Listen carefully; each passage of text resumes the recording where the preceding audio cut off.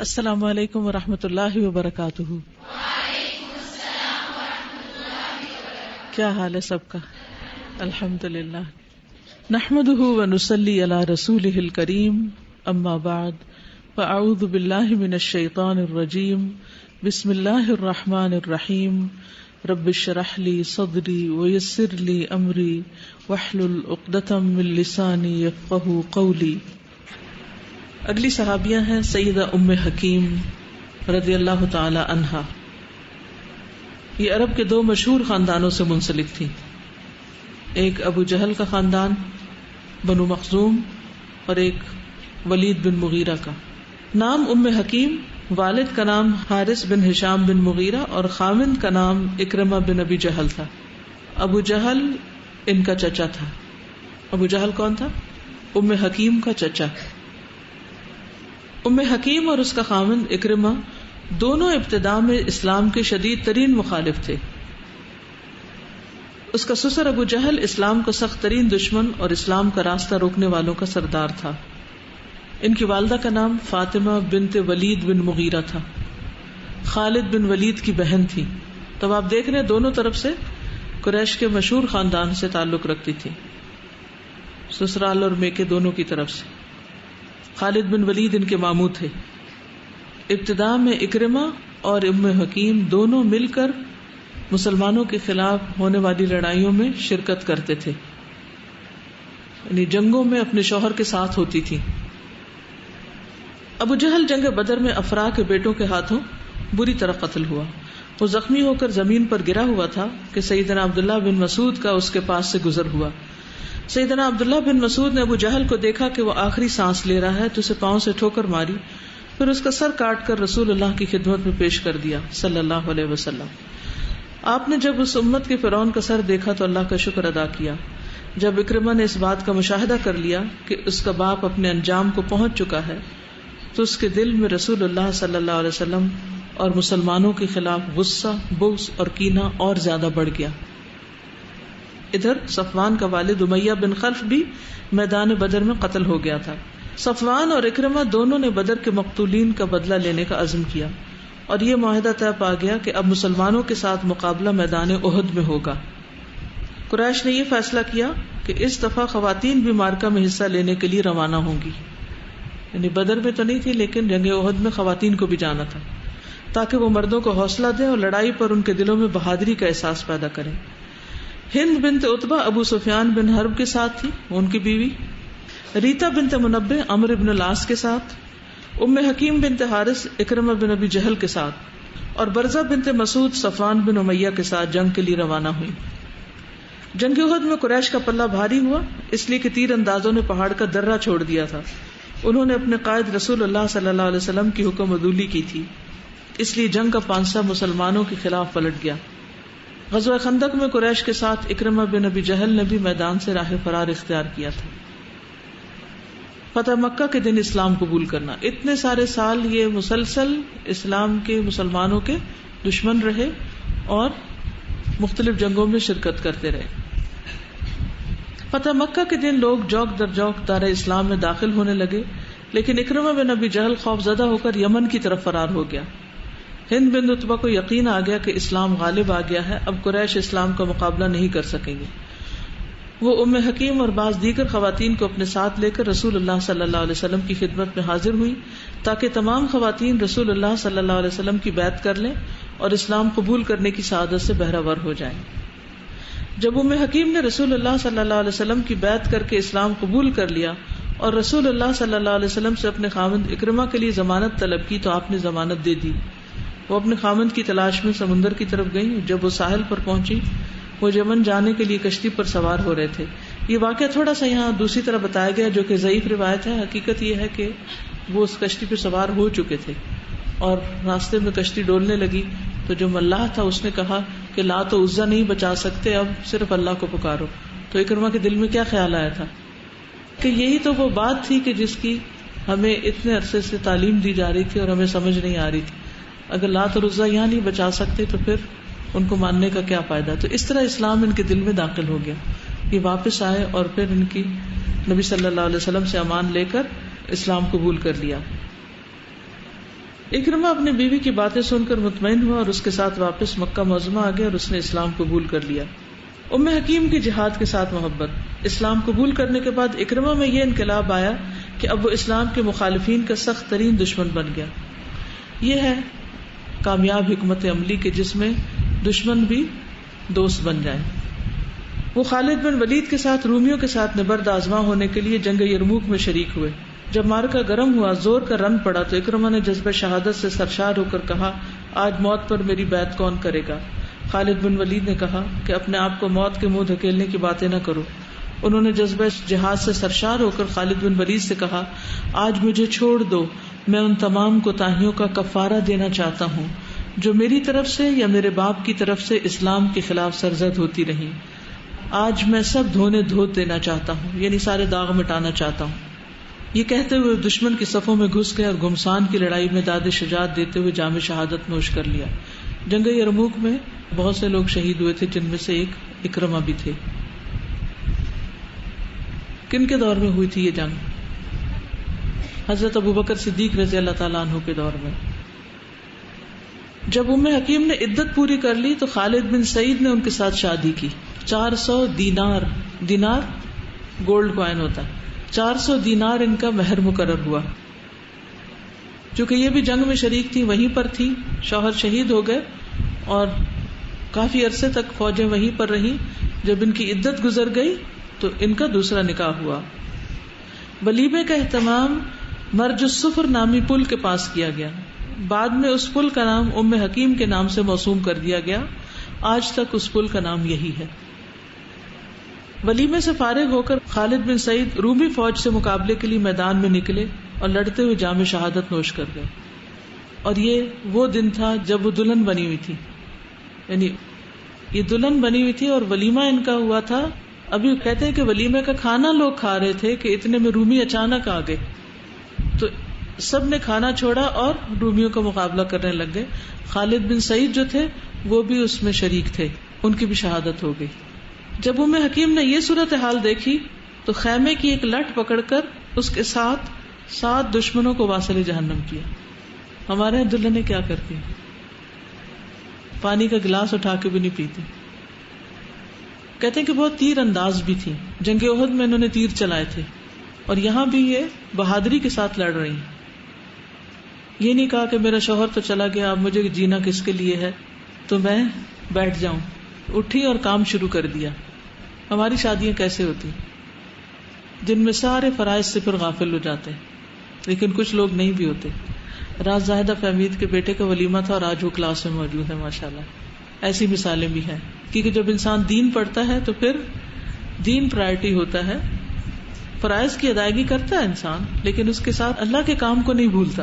یعنی یہ نہیں کہا کہ شادی نہ کرو، شادی کرنی نہیں چاہیے. نہیں، شادی کرنی چاہیے اور شادی کے موقع پر خوشی بھی کرنی چاہیے، ولیمہ بھی کرنا چاہیے، یعنی کھانا کھلانا بھی چاہیے، لیکن اس کے ساتھ ساتھ اپنی نمازیں، اپنے فرائض، اپنی ذمہ داریاں ان کو نہیں بھولنا چاہیے. یہ ہیں وہ لوگ جنہوں نے قربانیاں کی ہیں اور ان کی قربانیوں کی وجہ سے پھر اتنے بڑے علاقے میں اسلام پھیلا اور آج ہم مسلمان ہیں. ان لوگوں کی قربانیوں کی بدولت یہ دین ہم تک بھی پہنچا، جس میں مردوں کے ساتھ ساتھ عورتیں بھی شامل تھیں. اللہ سبحانہ وتعالیٰ ام حکیم پر اپنی رحمت کا سایہ دراز کرے اور انہیں جنت الفردوس میں جگہ عطا کرے. آمین یا رب العالمین. کیا سیکھا آپ نے؟ کیونکہ اتنے افسوس سے یہ کہنا پڑتا ہے کہ بعض لڑکیاں شادی کے دن جب دلہن بنتی ہے تو نماز بھی نہیں پڑھتی، یا بعض اوقات تیمم کر رہی ہوتی ہیں کہ وہ ہزاروں روپے دے کر جو میک اپ کیا ہے وہ وضو سے دھل جائے گا، تو تیمم سے تو نماز نہیں ہوتی، پانی موجود ہے. بعض نماز ہی نہیں پڑھتے، بعض جمع کرتے ہیں اور بعض وضو نہیں کرتے، اور بعض پڑھتے ہیں تو صحیح سطر کا لحاظ نہیں رکھتے، کیونکہ وہ اس طرح اکڑ کے بیٹھ جاتے ہیں کہ پھر سجدے کے لیے تو جھکا ہی نہیں جا سکتا. انسان کیوں ایسا لباس پہنے جو عبادت کے راستے میں رکاوٹ بنے یا عبادت کے تقاضے پورے نہ کرے؟ ان سب چیزوں کا خیال کون رکھتا ہے؟ یہ دور اندیشی کس کے اندر ہوتی؟ وہی جو ہر قیمت پر اپنے رب کو راضی کرنا چاہتا ہے. جو کچھ ہم پڑھ رہے ہیں یہ کوئی عالم کہلانے کے لیے نہیں پڑھ رہے، یہ ہم عمل کے لیے پڑھ رہے ہیں کہ جو کچھ جانتے جائیں وہ کرتے بھی جائیں اور عملی تبلیغ کریں، پھر عمل سے لوگوں کو دعوت دیں. جی، اس سے پہلے کہ میں آگے ان کے کچھ حالات مزید بتاؤں، آپ میں سے کوئی کچھ کہنا چاہے گا؟ کیا سیکھا آپ نے؟ میں نے جو سیکھا وہ یہ کہ ایمان انسان کی ہر چیز کو تبدیل کر دیتا ہے. ایمان انسان کو اندر باہر سے بدل دیتا ہے. ایمان نہیں تھا تو یہ کیا تھی؟ اسلام کی دشمن تھی, مسلمانوں کے خلاف جنگوں میں شرکت کی. جب ایمان آ گیا تو پھر کیا کیا؟ اسلام سے محبت کرنے والی اور اس کی خاطر سب کچھ قربان کرنے والی. پہلے کی زندگی اور بعد کی زندگی میں فرق آ گیا, عملی فرق. اس میں جو بات کہہ رہے ہیں نا کہ وہ لڑائی میں مردوں کے ساتھ عورتوں کو اپنے ساتھ لے کر گئے, کیوں؟ تو ہماری خواتین کو دیکھا جائے کہ اگر کوئی اہم پروجیکٹس ہوتے ہیں یا کوئی ایسی چیز ہو تو ہمارے مرد ہمیں اپنے ساتھ نہیں رکھنا چاہتے ہیں. اب یہاں پر یہ کہہ رہے ہیں کہ ساری خواتین تو نہیں گئی تھی, لیکن ام حکیم جیسی خواتین جو ایسے خاندان سے بھی تعلق رکھتی تھی جو تلوار کا دھنی تھا اور جو بہت ہی بہادر اور جنگجو قسم کے لوگ تھے, اور ان کی بھی تربیت ان خاندانوں کے ذریعے ایسی ہوئی تھی, یعنی کہ ان کے اندر بھی قابلیت تھی. تو قابلیت شرط ہے. اگر کسی خاتون میں قابلیت ہے کسی کام کے کرنے کی تو پھر اس کو نہیں پیچھے کرنا چاہیے. لیکن اس سے یہ اصول بھی نہیں نکلتا کہ ہر خاتون کو ساتھ لے چلے اور وہ رونا دھونا وہاں ڈال دیں اور سارا کام بگڑ جائے, الٹا بوجھ بن جائے. جیسے کہہ رہے ہیں نا کہ حوصلہ دینے کے لیے اور ان کو بہادری کا احساس برقرار رکھنے کے لیے, یعنی ان کا کانفیڈنس جو ہے وہ. یہ جو 4 جن خواتین کے نام لیے گئے نا, یہ سب سرداروں کی بیویاں تھیں اور بہت کیپیبل. اور مردوں کو عام طور پہ دیکھا جائے نا, وہ خود جیسے مرضی ہوں, پڑھے لکھے ہوں, ان پڑھ ہوں, جو مرضی ہوں, جس مرضی لیول کے ہوں, ان کو ہمیشہ خواتین وہ اچھی لگتی ہیں جو ایموشنلی اپنا بوجھ اٹھا سکتی ہوں, اور خاص طور پہ جو اسٹرانگ ہوں, کانفیڈنٹ ہوں اور زندگی جینا جانتی ہوں. کیونکہ بات بات پہ رونا اور بات بات پہ ہمت چھوڑ دینا, بات بات پہ دوسروں پہ ڈپینڈ کرنا, ہر وقت دوسروں کا سر کھانا, اس سے انسان دوسروں کے لیے ایک بیزاری پیدا کرنے والی کیفیت پیدا کرتا ہے اور دوسروں کے لیے ایک مصیبت بن جاتا. اپنا بوجھ خود اٹھانے کی عادت ہونی چاہیے, اور سب سے بڑا ایموشنل بوجھ. اور وہ کون اٹھا سکتا ہے؟ ایموشنلی اسٹرانگ کون ہوتا ہے؟ جس کو اللہ کے سامنے رونا آتا ہے, جو اللہ کے سامنے روتا ہے, پھر اس کو لوگوں کے سامنے رونے کی ضرورت نہیں پیش آتی. جی, اس میں استاذہ یہ ہے کہ وہ پہلے بھی جنگوں میں جاتی تھی, بعد میں بھی جاتی تھی. یعنی پہلے جب جاتی تھی تو یہ نہیں کہا بعد میں اسلام لا کے تو اب میں گھر میں بیٹھ جاؤں, اب تو میں نے پردہ شروع کر دیا کچھ. وہ اپنی صلاحیت کو پازیٹیولی یوز کر رہی ہے. اور دوسرا یہ ہم دیکھ رہے ہیں کہ جنگ کے دوران ہی, مطلب ابھی جنگ ختم تو نہیں ہوئی, وہ واپس تو نہیں آئے, ادھر ان کی پوری ہوئی عدت, ادھر ہی نکاح ہو گیا. تو ہم لوگوں نے شادی کو اتنا ہوا بنا دیا ہے, پوری زندگی ہماری گزر گئی. بالکل. بعض اوقات صرف شادی اس لیے نہیں ہوتی کہ فلاں امریکہ سے نہیں آیا, فلاں آسٹریلیا سے نہیں آیا, فلاں بھی آ جائے, فلاں بھی آ جائے, اور لڑکی لڑکے کو بٹھائے رکھتے ہیں اور بلا وجہ شادیوں میں تاخیر کرتے رہتے ہیں. گویا شادی خاندان کی ہے, لڑکی لڑکے کی نہیں, کیونکہ ان کی پارٹیسپیشن زیادہ امپورٹنٹ ہے بنسبت ان کے مسائل کے. استاذہ یہ صرف شادی والے دن کی بات نہیں ہے کہ لڑکی نماز نہیں پڑھتی. اکثر واقعی ایسی ہیں, میں نے دیکھی بھی ہیں, اچھی بھلی ہوتی ہیں, نماز بھی پڑھتی ہیں شادی سے پہلے, بٹ شادی کے بعد نماز بھی پڑھنا چھوڑ دیتی ہیں. اور میں نے ان چھٹیوں میں ایک ایسی لڑکی سے ملاقات کی, وہ کہتی تھی میں نے شادی سے پہلے کوئی مووی نہیں دیکھی تھی, اب میں اپنے ہسبینڈ کو دیکھتی ہوں, وہ دیکھتا ہے, تو اس کی وجہ سے مجھے عادت پڑی ہے اور اب میں بہت موویز دیکھتی ہوں. ماحول کا اثر ہو گیا نا. السلام علیکم استاذ. ابھی چونکہ ایک بات چل رہی تھی تو اسی سے ریلیٹڈ چونکہ میرا ایکسپیرینس بھی ہے تو میں نے سوچا کہ میں شیئر کروں کہ جیسے ایک بچی ہے جس نے اپنے ہسبینڈ کو دیکھ کے تو اس کا اثر قبول کر لیا. تو ہم اثر اس وقت قبول کر لیتے ہیں جب ہم خود تھوڑے ویک ہوتے ہیں, ہم اتنے اسٹرانگ نہیں ہوتے اپنے بلیوز میں, اپنے کردار میں, اپنی جو لرننگ ہوتی ہے اس میں. اب جب میری شادی ہوئی تھی تو میرے ساتھ بھی کچھ ایسا ہی تھا کہ ہم ہسبینڈ وائف ٹوٹلی ڈفرینٹ تھے. تو اس میں سوچ میں پڑ گئی تھی کہ کیا کرنا چاہیے. بعض اوقات ہم فوراً ایک جو انوائرمنٹ بنا ہوتا ہے یا ایک ہیبٹ بنی ہوتی ہے وہ بہت جلدی چینج نہیں ہوتی, اس کے لیے بہت ٹائم چاہیے ہوتا ہے. تو میں نے فوراً سے تو کوئی ریئیکشن نہیں شو کیا, بلکہ بعض اوقات تو میں صرف ٹیلی ویژن کے ارد گرد دیکھ رہی ہوتی تھی کہ میری نظر غیر محرم پہ نہ پڑے, اور میں اس انوائرمنٹ میں بیٹھی ہوتی تھی اور میرا دل رو رہا ہوتا تھا اور میں دعائیں کر رہی ہوتی تھی. اور پھر میں کوشش کرتی تھی کہ وہ چیزیں جن کے تھرو, جیسے کہ ہم دیکھتے تھے کہ پانی جو ہوتا ہے وہ اپنا اثر ماحول سے بھی قبول کرتا ہے اور پھر وہ جس کے اندر جاتا ہے اس کے اوپر بھی قبول کرتا ہے. تو جو دم کی چیزیں تھیں, جو دعائیں تھیں مسنون, ان کو پڑھنا. اور بہت مجھے تقریباً 10 years لگے گریجول چینج آیا. مگر اب میں یہ فیل کرتی ہوں کہ الحمدللہ میرے ہسبینڈ، میں جہاں پہ میں نے اینڈ کیا تھا وہاں سے مجھے ایسا لگتا ہے انہوں نے سٹارٹ دیا ہے اور وہ کہیں آگے فیل ہوتے ہیں. اب وہ تسبیح کرتے ہیں تو مجھے بتاتے ہیں کہ میں جب سبحان اللہ پڑھتا ہوں تو میرے ذہن میں وہ چیزیں جو اللہ سبحانہ تعالیٰ کی تسبیح کو شو کرتی ہیں میں وہ ذہن میں لاتا ہوں کہ یہ آسمان میرے سامنے ہے تو میں اس کے اوپر سبحان اللہ کہہ رہا ہوں. اور جب الحمدللہ کہتا ہوں تو جو مجھے میرے اللہ نے نعمتیں دی ہوتی ہیں میں ہر الحمدللہ کے اوپر وہ نعمت یاد کر رہا ہوتا ہوں. تو میں حیران ہوتی ہوں کہ اللہ سبحانہ تعالیٰ نے کس طرح وہ ساری دعائیں قبول کی. تو ہمیں مایوس بھی نہیں ہونا چاہیے، ہر ایک کے اندر خیر ضرور ہوتی ہے. آپ کے اندر اگر خیر ہے تو وہ ضرور اثر لے کے آئے گی انشاءاللہ. ام حکیم کے چند رشتہ داروں کا تذکرہ اور کچھ باتیں مزید. ان کے باپ حارث بن ہشام جو تھے وہ مسلمان ہو گئے تھے، صحابی تھے، ابو جہل کے بھائی تھے. دادا ہشام بن مغیرہ یہ کافر تھے، کفر کی حالت میں فوت ہوئے. دادی اسما یہ صحابیہ تھیں، یہ مسلمان ہو گئے. اب آپ دیکھیں کہ گھر گھر میں شوہر مسلمان ہے تو بیوی نہیں ہے، بیوی مسلمان ہے تو شوہر نہیں ہے، لیکن کس طرح انہوں نے پھر رشتے بھی نبھائے ساتھ. چچا اور سسر جو تھا ابو جہل بن ہشام یہ کافر تھا، شوہر اکرمہ جو تھے مسلمان ہوئے، صحابی بنے. تو ان کے والد جو تھے یہ فتح مکہ کے موقع پر مسلمان ہوئے، جہاد کے لیے شام کی طرف نکلے اور جنگ یرموک میں شہید ہوئے.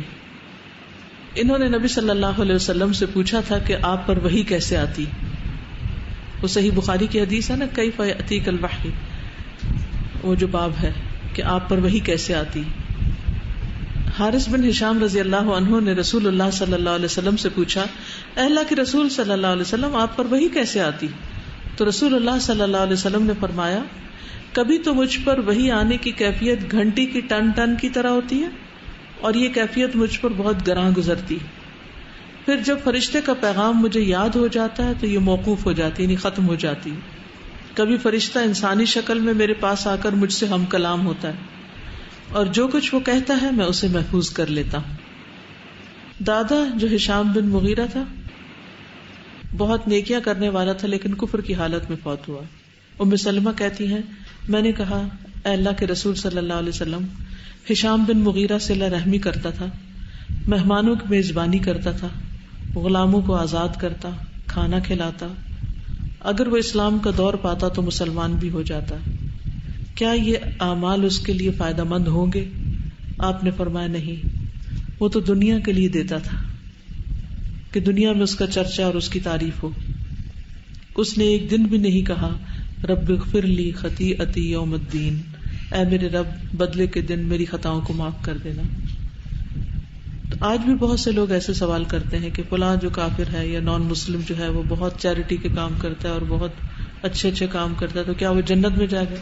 پہلی بات تو یہ کہ جنت اور جہنم کا فیصلہ ٹوٹلی اللہ کے ہاتھ میں ہے، لیکن کفر کی حالت میں فوت ہونے سے کیا ہے، انسان کے لیے جنت حرام ہو جاتی.